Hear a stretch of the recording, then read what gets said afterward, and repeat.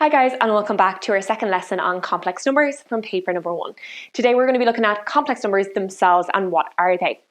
So we're going to get started over on page 174 if you want to jump over as far as there and get ready. And we're going to be looking at complex numbers themselves. Now, complex numbers are normally denoted, and I want you to write this down, by the letter Z. Now, they don't have to be denoted by the letter Z. Sometimes you'll see W or U or V in a question, but usually it's going to be Z or Z1, Z2, Z3, Z4. Now, a complex number tends to take this form that we see here. A plus B, I. Here you might remember that A is referred to as your real part, and B is referred to as your imaginary part, or BI, I should say. You might remember from the previous lesson, we looked at where this letter I actually came from, where complex numbers came from, and why they were introduced.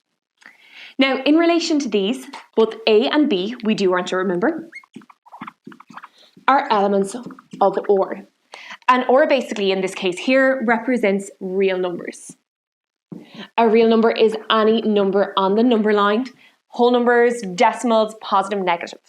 So some examples, and you'll see you have a little space down below that you might see of complex numbers.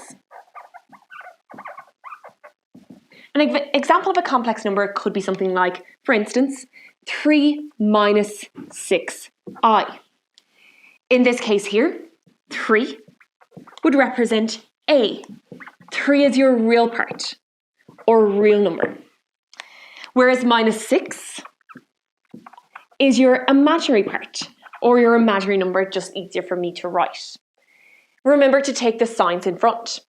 Now let's take a second and let's look across the page at exercise 2.1, where we look at our complex numbers, a couple of different complex numbers, and we identify the real and the imaginary parts.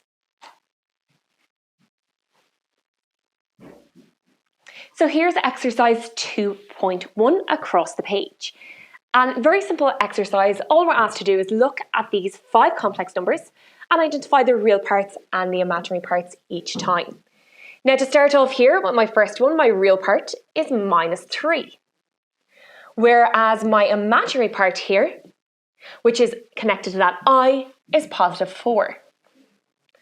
For my second question here, my real part is 3 over 4.